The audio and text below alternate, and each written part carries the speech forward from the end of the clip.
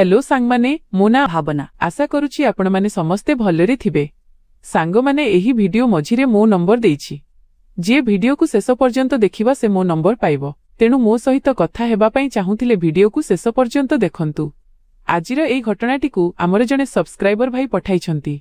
चलंतु आजिर घटना को आरंभ करिबा। सांगमाने आपण माने जदि प्रभु जगन्नाथंकु विश्वास करूछ तेबे कमेंट रे जय जगन्नाथ लिखि दियंतु। चलंतु आमर सब्सक्राइबर भाई पठेइथिबा घटना को आरंभ करिबा। मो नाम विशाल। गत किछि समय हेबो मु मो माउसींको घरकू जाई पारि नथिली। माउसी केबे केबे फोन करि नेउथिले किंतु सेही समय रे मु मो मास्टर डिग्री परीक्षा प्रस्तुति रे बहुत व्यस्त थिली। एबे परीक्षा फल मध्य बाहरी सारिथिला एवं मु एबे एक भलो चाकरी संधान रे थिली। किंतु माउसींको स्मृति मो मनरे एबे भी सतेज थिला। तांको सह बिताइथिबा खुशीर मुहूर्त गुड़िक मोते सबुबेले मने पडुथिला। मु भाबिली काहेकि एबे जाई माउसींकु भेटिबि नाही एवं तांको हाथ रंधा खाद्य खाई किछि दिन तांको सह बिताइबि। सेथिपाई मु स्थिर कली जे एथर मु माउसींको घरकू जाई किछि समय बिताइबि। एहा मो पई केवल परिवार सह समय बिताइबार सुजोग नथिला बरं निज भितरर चापकु मध्य दूर करिवार एक उपाय थिला। शेषरे भगवान मो मन कथा सुनिले एवं दिने मो माउसींको फोन आसिला। से मां को कहिले कि तू एवं विशाल 7-8 दिन पई आम घरकू आसी जाओ। तुम भिणई आसंता 8 दिन पई बाहरकू जाउछंती। एमिति भी आमे समस्ते मिसिबार बहुत दिन होई गलानी। एही बहानारे आमे 7-8 दिन सांग होई खूब मजा करिबा। तू काली ही आसी जाओ, मु अपेक्षा करिबि। पाखरे छिड़ा होई मु सबु सुनुथिली कारण मां फोन को स्पीकर रे रखिथिले जेपरि मु मध्य सुनि पारिबि। मो मां को नाम शीला एवं मो माउसी को नाम गीता। एहा सुनिमा कहिले ठीक अछि गीता, आमे दुहे काली आसुछु। एहा कहिमा फोन काटी देले। फेब्रुआरी मास थिला, शीत बहुत पडुथिला। सेथिपाई मां कहिले विशाल आमे सकाळ धदटारू बाहरिबा जेमिति शीत कम लागिबो। किंतु आमे बाइक रे जिबा। मु मां को हां कहिली। तापरे मां कहिले मु आम दुहिंको लुगापटा पैक करि दउछि। तापरे मां कोठरी भितरकू चली गले। मु मध्य मो कोठरी को जाई बिछणारे सोई भाबिबाकू लागिली कि जदि माउसी मां को सबु किछि कहि देबे तेबे कोन हेबो एवं जदि मां को सामनारे माउसी किछि एमिति कले तेबे कोन हेबो। एही भावनारे मु सोई पडिली। परदिन मु एवं मां चा जळखिया खाई प्रस्तुत होई गलु। धदटा बेले आमे आम बाइकरे बाहरिलु माउसींको गांकू जिबा पई। 3 घंटार रास्ता थिला। आमे निज धुनरे चलीथिलु। सहर सीमा पार हेबा मात्रे आमकू कंचा रास्ता मिलिला। बाइक सीट पछपटु टिके उच्च थिला, सेथिपाई मां बारंबार मो सह धक्का हेउथिले। मु मां को कहिली डर नाही, मोते कसी करी धरी पका। एमिति भी मांकर बाइकरे यात्रा करिवार अभ्यास नथिला, सेथिपाई से गोटिए हाथ मो कांधरे रखी कसी करी धरिले एवं द्वितीय हाथरे मो जंघकू जोररे धरि बसिले। से पछपटु मोते लागि करी बसिथिले। कंचा रास्ता जोगु बाइक हलुथिला किंतु मो मनरे एमिति किछि नथिला। एबे रास्तारे बहुत गात थिला। मु बाइक धीरे चलाउथिली, तथापि थरे जेतेबेले मु गोटिए गातरु बंचाइबाकू चेष्टा करुथिली तेबे बाइक चक्का अन्य एक गात भितरकू चलीगला। आमे दुहे उछुली पड़िलु एवं मां निजकू संभाळिबा पई मोते जोररे कुंढाई धरिले। एहा सबु एक मुहूर्तरे होईगला एवं आम दुहिंकू किछि बुझा पड़िला नाही। मां कहिले केमितिया रास्ता होई जाईछि, लोक बाइकरे केमिति यात्रा करंती भगवान जानंती।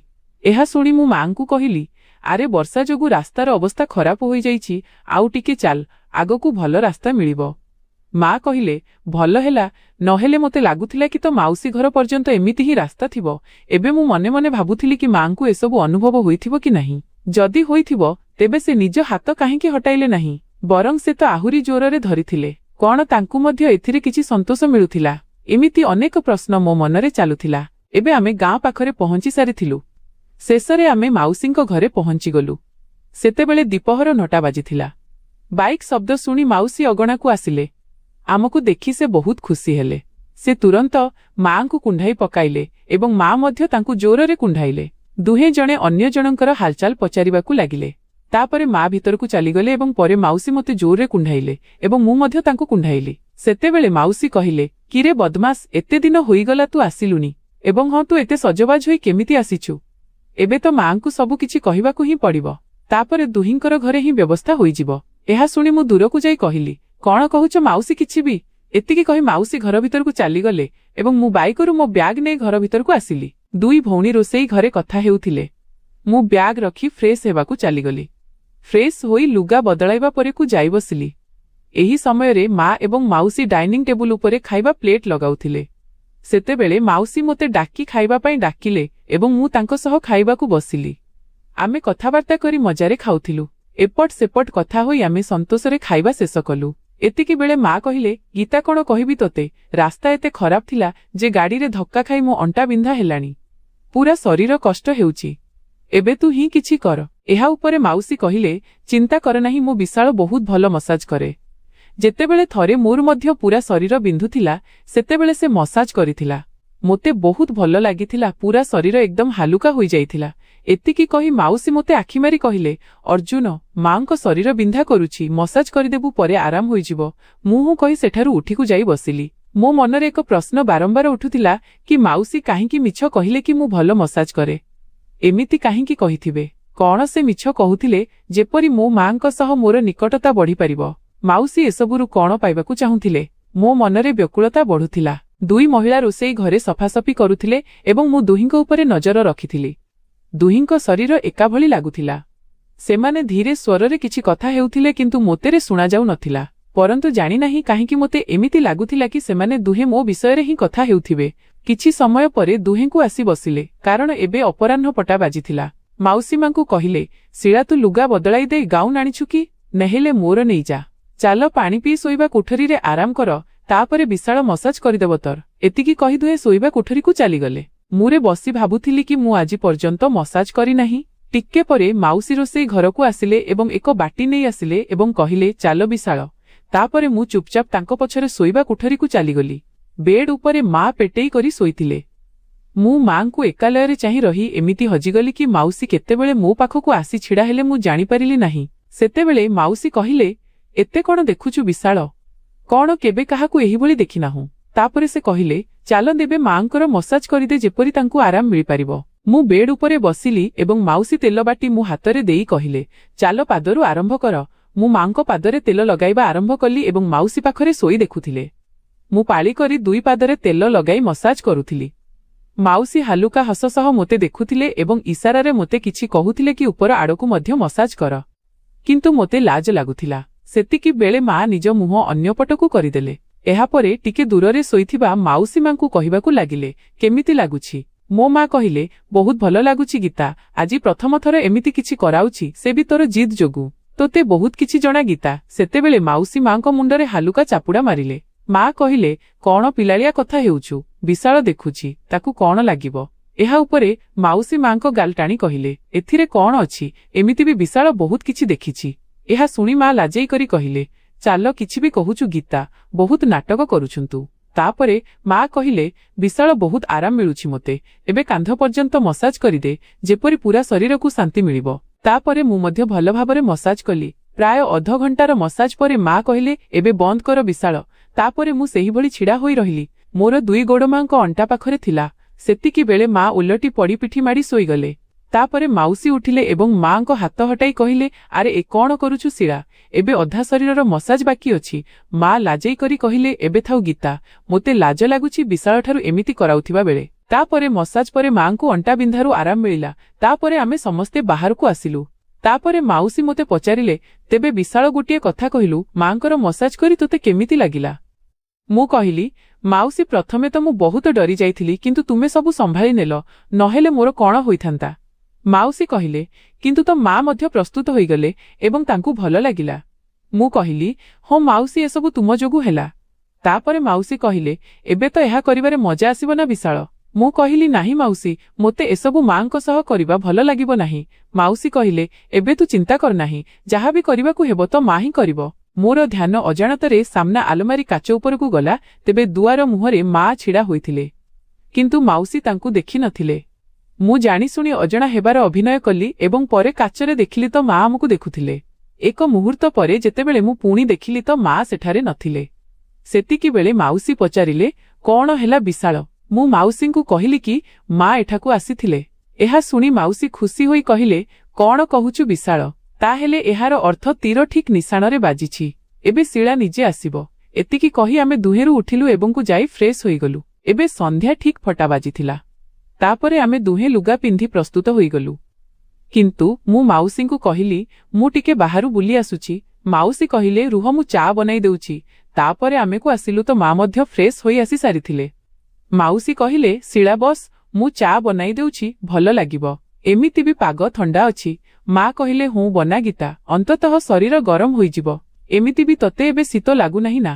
ମା ହାଲୁକା କଟୁ ଶବ୍ଦରେ ମାଉସୀଙ୍କୁ କହିଲେ। ଏହା ଶୁଣି ମାଉସୀ ବୁଝିଗଲେ କି ମା ଏମିତି କାହିଁକି କହୁଥିଲେ। କିନ୍ତୁ ମାଉସୀ କହିଲେ, ଆରେ ଶିଳା, ଆମକୁ ତ ଶୀତର ଅଭ୍ୟାସ ଅଛି। ଏମିତି ବି ତୁମ ସହରରେ ଶୀତ ହୁଏ କେଉଁଠି? ଚାଲନ୍ତୁ, ମୁଁ ଜଲ୍ଦି ଚା ବନାଇ ଦେଉଛି। ତାପରେ ମାଉସୀ ରୋଷେଇ ଘରକୁ ଚାଲିଗଲେ ଏବଂ ଚା ବନାଇ ଆଣିଲେ ଏବଂ ପରେ ଆମେ ତିନିଜଣ ଏକାଠି ଚା ପିଇଲୁ। ତାପରେ ମୁଁ ମାଙ୍କୁ କହିଲି, ମୁଁ ଟିକେ ବାହାରକୁ ଯାଇ ଆସୁଛି। ଏହା ଉପରେ ମା କହିଲେ, ହଁ ଯାଅ, ତୁମକୁ ମଧ୍ୟ ଗରମ ଲାଗୁଥିବ, କିନ୍ତୁ ଜଲଦି ଆସିଯିବ। ମୁଁ ମାଙ୍କୁ ହଁ କହିଲି ଏବଂ ବାହାରକୁ ବାହାରିଗଲି। ମୁଁ ବୁଲୁବୁଲୁ ନଦୀ କୂଳରେ ଏକ ସୁନ୍ଦର ଶାନ୍ତିପୂର୍ଣ୍ଣ ପ୍ରାକୃତିକ ପରିବେଶରେ ଯାଇ ବସିଲି। ପବନରେ ବହୁତ ଥଣ୍ଡା ଥିଲା ଏବଂ ଶୀତୁଆ ପବନ ଶରୀରକୁ ବିନ୍ଧୁଥିଲା। ଏତେ ଭଲ ପରିବେଶରେ ମଧ୍ୟ ମୋ ମନରେ ବିଚାର ଆସୁଥିଲା କି ମାଉସୀ ଏବଂ ମୋ ମଧ୍ୟରେ ଯାହା କିଛି ଥିଲା ତାହା ମାଙ୍କୁ ଜଣାପଡ଼ି ଯାଇଥିଲା। ପ୍ରକୃତରେ ସେ ସବୁ କିଛି ଦେଖି ନେଇଥିଲେ। ସବୁ କିଛି ଦେଖିବା ପରେ ମଧ୍ୟ ମା ଶାନ୍ତ ଥିଲେ। କିନ୍ତୁ ମା, ମାଉସୀ ଏବଂ ମୁଁ ଏମିତି ବ୍ୟବହାର କରୁଥିଲୁ ଯେମିତି କିଛି ହୋଇନାହିଁ। ମା ଏସବୁ ଜାଣିଥିଲେ, ତଥାପି ସେ କିଛି କହିଲେ ନାହିଁ। କଣ ଏସବୁ ଦେଖି ତାଙ୍କର ମଧ୍ୟ ଭାବନା ଜାଗି ଯାଇଥିଲା? କଣ ତାଙ୍କୁ ମଧ୍ୟ ଏସବୁ କରିବାର ଇଚ୍ଛା ହେଉଥିଲା? ବା ହୁଏତ ବାପା ତାଙ୍କୁ ସେସବୁ ଦେଉନଥିବେ? ଏମିତି ଅନେକ ଚିନ୍ତା ମୋ ମନକୁ ଆସୁଥିଲା। ଶେଷରେ ମୁଁ ଉଠିଲି। ସବୁଆଡ଼େ ଅନ୍ଧାର ହୋଇଯାଇଥିଲା ଏବଂ ଧୀରେ ଧୀରେ ଶୀତ ବଢ଼ୁଥିଲା। ତାପରେ ମୁଁ ସିଧା ଘର ଆଡ଼କୁ ଚାଲିଲି। ଯେତେବେଳେ ଘରେ ପହଞ୍ଚିଲି ସେତେବେଳେ ରାତି ମୋଟା ବାଜିଥିଲା। ମା ଏବଂ ମାଉସୀ ରୋଷେଇ ଘରେ ଖାଦ୍ୟ ପ୍ରସ୍ତୁତ କରୁଥିଲେ। ମୋତେ ଦେଖି ମା କହିଲେ, ଆସିଗଲୁ ବିଶାଳ, ଗରମ ପାଣିରେ ହାତ ମୁହଁ ଧୋଇ ଆସ, ତାପରେ ଆମେ ଖାଇବା। ତାପରେ ଓଟାବେଳେ ଆମେ ଖାଇବାକୁ ବସିଲୁ। ସେତେବେଳେ ମୁଁ ମାଉସୀଙ୍କୁ କହିଲି, ମାଉସୀ, ଏଠାରେ ବହୁତ ଶୀତ। ଆମ ପାଖରେ କେବେ ଏତେ ଶୀତ ଅନୁଭବ ହୁଏ ନାହିଁ। ଏହା ଉପରେ ମାଉସୀ ମୋତେ ଆଖିମାରି କହିଲେ, ଚିନ୍ତା କର ନାହିଁ, ଆଜି ହିଟର ଅଛି, ତୋତେ ଆଦୌ ଶୀତ ଲାଗିବ ନାହିଁ। ମୁଁ କହିଲି, ସତ? ତେବେ ଠିକ୍ ଅଛି, ଆଜି ମୁଁ ଜଲ୍ଦି ଶୋଇପଡ଼ିବି। ବହୁତ ଥକି ଯାଇଛି ମାଉସୀ, ଏବେ ତ ବିରକ୍ତି ମଧ୍ୟ ଲାଗିଲାଣି। ସେତିକିବେଳେ ମା କହିଲେ, ଆରେ ତୁମେ ତ ଏତେ ଯୁବକ, ତୁମକୁ କଣ ହୋଇଛି? ଏହି ବୟସରେ ମଧ୍ୟ ଥକ୍କାପଣ? ମାଉସୀ କହିଲେ, ଆରେ ଶିଳାଯାତ୍ରା ଯୋଗୁଁ ଥକି ଯାଇଥିବ, ଆଉ ଉପରୁ ଏତେ ଖରାପ ରାସ୍ତା। ଏହା ଉପରେ ମା କିଛି କହିଲେ ନାହିଁ। ଏହିଭଳି ଆମେ କଥାବାର୍ତ୍ତା ହୋଇ ଖାଇବାର ଆନନ୍ଦ ନେଉଥିଲୁ।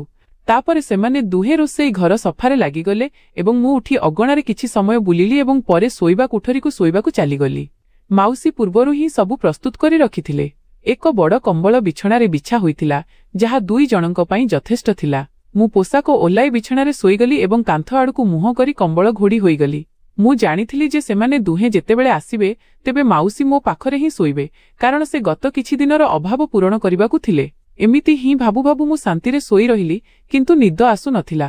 ମୁଁ ସେମାନଙ୍କ ଆସିବାକୁ ଅପେକ୍ଷା କରୁଥିଲି। 1 ଘଣ୍ଟା ପରେ ସେମାନେ ଦୁହେଁ କଥାବାର୍ତ୍ତା ହୋଇ ଶୋଇବା କୋଠରୀକୁ ଆସିଲେ। ମାଉସୀ କହିଲେ, ଶିଳା, ତୁ ମଝିରେ ଶୋଇବୁ କି? ଏହା ଉପରେ ମା କହିଲେ, ତୁ ହିଁ ଶୋଇପଡ଼ ମଝିରେ ଗୀତା। ତାପରେ ମାଉସୀ କହିଲେ, ଯଦି ତୁ ମଝିରେ ଶୋଇବୁ ତେବେ ତୋତେ ଶୀତ ଲାଗିବ ନାହିଁ। ତଥାପି ମା ମନା କରିଦେଲେ। ମୁଁ ଦୁହିଁଙ୍କ କଥା ଶୁଣି ଶୋଇବାର ଅଭିନୟ କରୁଥିଲି। କିଛି ସମୟ ପରେ ସବୁ ଶାନ୍ତ ହୋଇଗଲା। ମୁଁ ଚୁପଚାପ ମୁହଁରୁ କମ୍ବଳ ହଟାଇ ଦେଖିଲି ତ ସବୁଆଡ଼େ ଅନ୍ଧାର ଥିଲା। ଏହାର ଅର୍ଥ ମାଉସୀ ସବୁ ଲାଇଟ୍ ବନ୍ଦ କରିଦେଇଥିଲେ। ମୁଁ ମନେ ମନେ ବହୁତ ଖୁସି ଥିଲି, କାରଣ ଏବେ ମାଙ୍କୁ କିଛି ବି ଦେଖାଯିବାର ନଥିଲା। ଆସନ୍ତା 15 ମିନିଟ୍ ପର୍ଯ୍ୟନ୍ତ ମୁଁ ଏମିତି ପଡ଼ି ରହିଲି, କିନ୍ତୁ କୌଣସି ହଲଚଲ ହେଲା ନାହିଁ। ତାପରେ ମୁଁ କଡ଼ ଲେଉଟାଇ ମାଉସୀଙ୍କ ଆଡ଼କୁ ମୁହଁ କରି ଶୋଇଲି। ସେତେବେଳେ ମୋ ଛାତି ଧଡ଼ ଧଡ଼ ହେଉଥିଲା। ମାଉସୀ ପାଖରେ ଥିଲେ। ମୁଁ ତାଙ୍କ ନିଶ୍ୱାସ ପ୍ରଶ୍ୱାସର ଶବ୍ଦ ଶୁଣିପାରୁଥିଲି। ମନରେ ଅନେକ ପ୍ରଶ୍ନ ଉଠୁଥିଲା କି କଣ ଏହା ସଠିକ୍? କଣ ମାଙ୍କୁ ଏସବୁର ଅନୁଭବ ହୋଇଗଲାଣି? ବା ସେ ଅଜଣା ହୋଇ ରହିଛନ୍ତି? କିନ୍ତୁ ମୁଁ ଭାବିଲି, ଏବେ ଯାହା ହେବାର ଅଛି ତାହା ହୋଇ ରହିବ। ସେତିକିବେଳେ ମାଉସୀ ଧୀରେ ମୋତେ ଛୁଇଁ କହିଲେ, ତୁ ଶୋଇଗଲୁ କି? ତାଙ୍କ ସ୍ୱରରେ ଏକ ହାଲୁକା ବ୍ୟାକୁଳତା ଥିଲା। ମୁଁ ଶୋଇବାର ଅଭିନୟ ଜାରି ରଖିଲି, କିନ୍ତୁ ମନ ଭିତରେ ବ୍ୟାକୁଳତା ବଢ଼ିବାରେ ଲାଗିଥିଲା। ହଠାତ୍ ମାଉସୀ ମୋ କାନ୍ଧରେ ହାତ ରଖିଲେ ଏବଂ ପରେ ତାଙ୍କ ଆଙ୍ଗୁଠି ଗୁଡ଼ିକ ଧୀରେ ଧୀରେ ମୋ ପିଠିରେ ବୁଲିବାକୁ ଲାଗିଲା। ଏକ ଅଜବ ବ୍ୟାକୁଳତା ଏବଂ ଭୟ ମୋ ଭିତରେ ଜନ୍ମ ନେବାକୁ ଲାଗିଲା। ସେତିକିବେଳେ ହଠାତ୍ ମାଙ୍କ ସ୍ୱର ଶୁଣାଗଲା, ଗୀତା, ଶୋଇପଡ଼, ବହୁତ ରାତି ହୋଇଗଲାଣି। ତାପରେ ମାଉସୀ ତୁରନ୍ତ ହାତ ପଛକୁ ଟାଣିନେଲେ ଏବଂ ଟିକେ ଦୂରରେ ଯାଇ ଶୋଇଗଲେ। ମାଙ୍କର ଏହି ସ୍ୱରରେ ଏମିତି କିଛି ଥିଲା ଯାହା ମୋତେ ଶାନ୍ତ କରିଦେଲା। ମୋତେ ଅନୁଭବ ହେଲା ଯେ ମା ସବୁ ଜାଣିଛନ୍ତି, କିନ୍ତୁ ସେ ଏହି ସ୍ଥିତିକୁ ସମ୍ଭାଳିବାକୁ ଚେଷ୍ଟା କରୁଛନ୍ତି। ମୁଁ କିଛି ସମୟ ଚୁପଚାପ ଶୋଇ ରହିଲି ଏବଂ ପରେ ଶେଷରେ ନିଦ ଆସିଗଲା। ଆରଦିନ ସକାଳେ ଯେତେବେଳେ ମୁଁ ଉଠିଲି ତ ମା ପୂର୍ବରୁ ହିଁ ଉଠି ସାରିଥିଲେ। ସେଇ ରୋଷେଇ ଘରେ ଚା ବନାଉଥିଲେ ଏବଂ ମାଉସୀ ମଧ୍ୟ ପାଖରେ ଥିଲେ, କିନ୍ତୁ ପରିବେଶ ଟିକେ ଅଲଗା ଲାଗୁଥିଲା। ତାପରେ ମା ମୋତେ ଦେଖିଲେ ଏବଂ ହାଲୁକାରେ ହସି କହିଲେ, ଚା ପିଇବୁ? ମୁଁ କିଛି କହିପାରିଲି ନାହିଁ, ବସ୍ ହଁରେ ମୁଣ୍ଡ ହଲାଇଲି। ମୁଁ ଜାଣିଥିଲି ଯେ ମା ବହୁତ କିଛି ଜାଣିସାରିଛନ୍ତି ଏବଂ ତାଙ୍କ ମୁହଁର ହସରେ ଏକ ଗଭୀର ଅନୁଭବ ଲୁଚି ରହିଥିଲା। ମା ସେହି ରାତିରେ ଯାହା ଦେଖିଥିଲେ ତାହାକୁ ହୁଏତ ସେ ନିଜ ଭିତରେ ହିଁ ସୀମିତ ରଖିଥିଲେ, ବିନା କୌଣସି ବଡ଼ ଝଗଡ଼ା ବା ସମସ୍ୟାରେ। କିଛି ସମୟ ପରେ ମା ମାଉସୀଙ୍କ ଆଡ଼କୁ ଚାହିଁଲେ ଏବଂ କହିଲେ, ଆଚ୍ଛା ଗୀତା, ଏବେ ଆମକୁ ଯିବା ଉଚିତ। ଘରେ ବହୁତ କାମ ଅଛି। ସେତେବେଳେ ମାଉସୀ ମୁଣ୍ଡ ହଲାଇ ସମ୍ମତି ଜଣାଇଲେ ଏବଂ କହିଲେ, ତୁମେ ଯାଅ, ଏବେ ତୁମ ଭିଣୋଇଙ୍କ ଆସିବା ସମୟ ମଧ୍ୟ ହୋଇଗଲାଣି। ଯେମିତି ମାଉସୀ ଆମକୁ ବିଦାୟ ଦେଲେ, ଘରର ପରିବେଶ ହଠାତ୍ ହାଲୁକା ହୋଇଗଲା। ମୁଁ ଅନୁଭବ କଲି ଯେ ମା ବିନା କିଛି କହି ଏହି ସ୍ଥିତିକୁ ସଠିକ୍ ଦିଗରେ ମୋଡ଼ି ଦେଇଥିଲେ। ମା ମୋ ଆଡ଼କୁ ଚାହିଁଲେ ଏବଂ କହିଲେ, ବିଶାଳ, ଜୀବନରେ ପ୍ରତ୍ୟେକ ଜିନିଷର ଏକ ସୀମା ଥାଏ। ସଠିକ୍ ଏବଂ ଭୁଲର ପାର୍ଥକ୍ୟ ଜାଣିବା ବହୁତ ଜରୁରୀ। ତାଙ୍କ କଥା ମୋ ହୃଦୟ ଏବଂ ମନରେ ଗଭୀର ଛାପ ଛାଡ଼ିଲା। ସେହି ଦିନ ପରେ ମୁଁ ନିଷ୍ପତ୍ତି ନେଲି ଯେ ମୁଁ ମୋ ଜୀବନକୁ ଏକ ନୂଆ ଦିଗ ଦେବି। ମାଙ୍କର ଏହି ଶାନ୍ତ ଏବଂ ଧୈର୍ଯ୍ୟଶୀଳ ଶିକ୍ଷା ପାଇଁ ମୁଁ ମନେ ମନେ ତାଙ୍କୁ ଧନ୍ୟବାଦ ଦେଲି ଏବଂ ସ୍ଥିର କଲି ଯେ ମୁଁ ମୋର ଚିନ୍ତାଧାରା ଏବଂ କର୍ମକୁ ସୁଧାରିବି ଏବଂ ଜୀବନରେ ଆଗକୁ ବଢ଼ିବାକୁ ଚେଷ୍ଟା କରିବି। ମାଙ୍କର ବୁଝାମଣା ଏବଂ ମମତା ମୋ ଜୀବନକୁ ଏକ ନୂଆ ଆଶା ଦେଲା ଏବଂ ମୁଁ ମୋର ଭବିଷ୍ୟତ ଆଡ଼କୁ ଆଶା ଏବଂ ଆତ୍ମବିଶ୍ୱାସ ସହ ବଢ଼ିବାକୁ ଲାଗିଲି। ତେବେ ବନ୍ଧୁଗଣ, ଏହା ଥିଲା ଆଜିର ଆମର ଛୋଟ କାହାଣୀ। ଆପଣଙ୍କୁ ଏହି କାହାଣୀଟି କେମିତି ଲାଗିଲା କମେଣ୍ଟ କରି ନିଶ୍ଚୟ ଜଣାଇବେ। ଯଦି ଆପଣଙ୍କୁ ଏହି କାହାଣୀ ପସନ୍ଦ ଆସିଥାଏ ତେବେ ଏହାକୁ ଲାଇକ୍ କରନ୍ତୁ ଏବଂ ନିଜ ସାଙ୍ଗମାନଙ୍କ ସହ ସେୟାର କରନ୍ତୁ। ଆଗକୁ ମଧ୍ୟ ଏହିଭଳି ରୋମାଞ୍ଚକର କାହାଣୀ ପଢ଼ିବା ପାଇଁ ଆମ ଚ୍ୟାନେଲକୁ ସବସ୍କ୍ରାଇବ୍ କରନ୍ତୁ।